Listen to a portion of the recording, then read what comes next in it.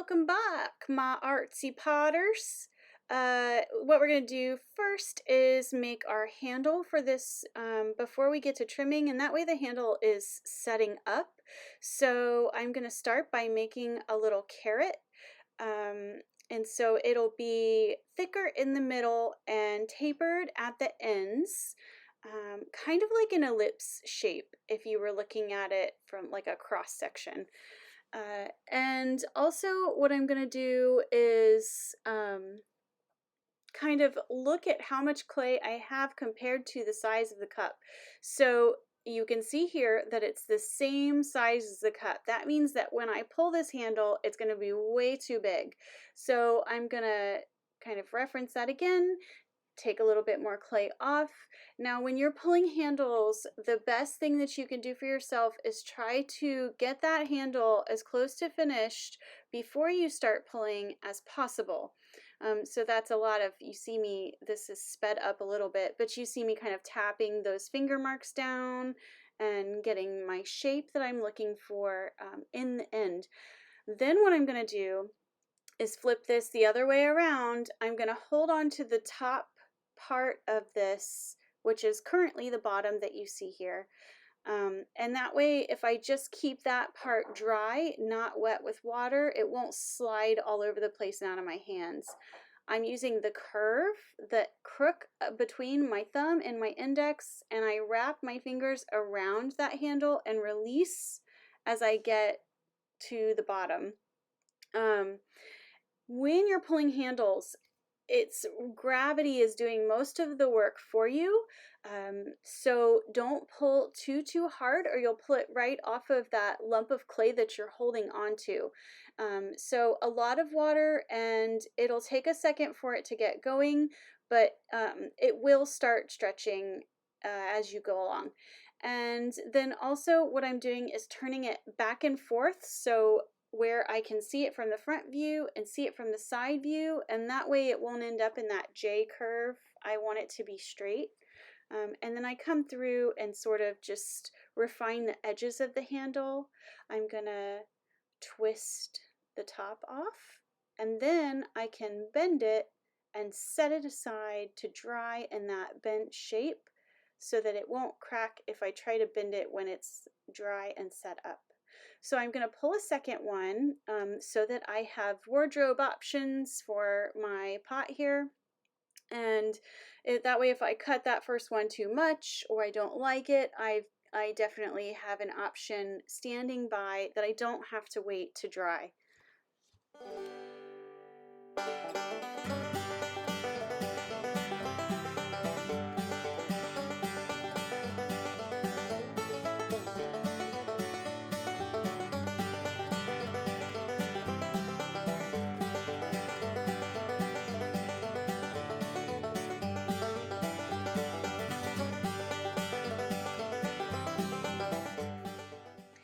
Okay, so now we're gonna trim our pour over. First we want to center. You can tap to center or you can draw a line and determine where you need to move it, whatever you are the most comfortable with.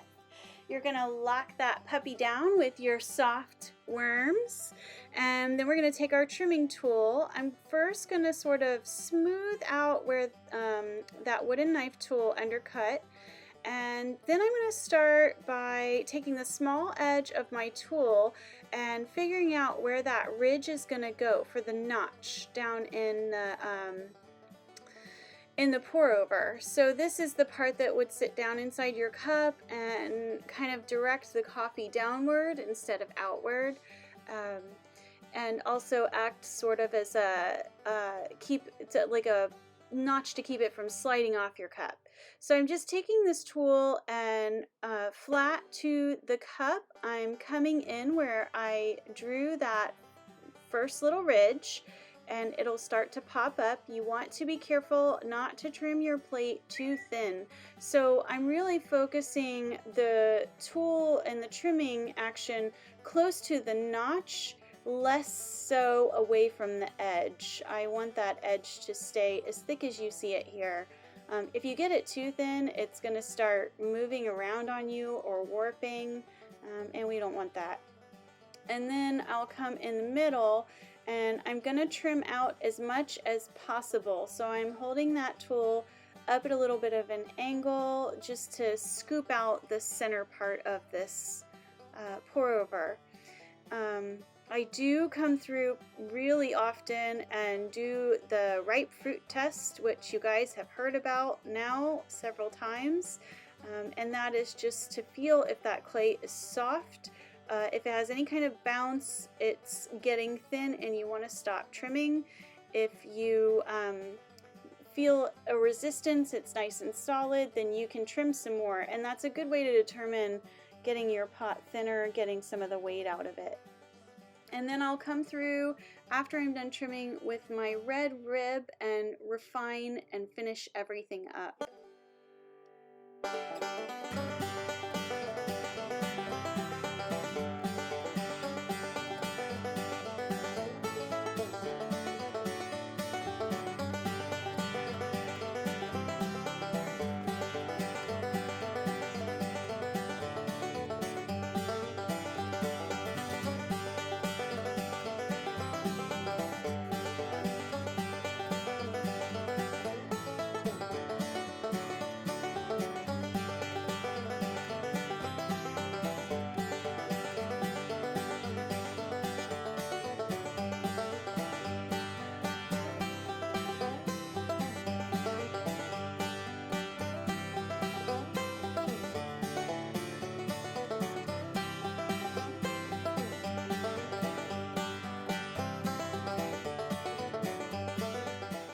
And then while the pour over setting up a little bit from me trimming and fiddling with it, I'm going to work on this plate here.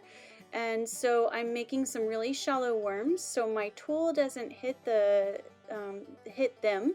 And I'm going to start by establishing the foot ring. So I come in on the side and cut in, decide how big of a circumference I want that foot to be, and then I'll come in on the side and set the curve of the plate and refine the underneath of the foot with the fat end of my large loop tool here. After that, I'll come through and trim the bottom and scoop out some of that and recompress everything with my red rib.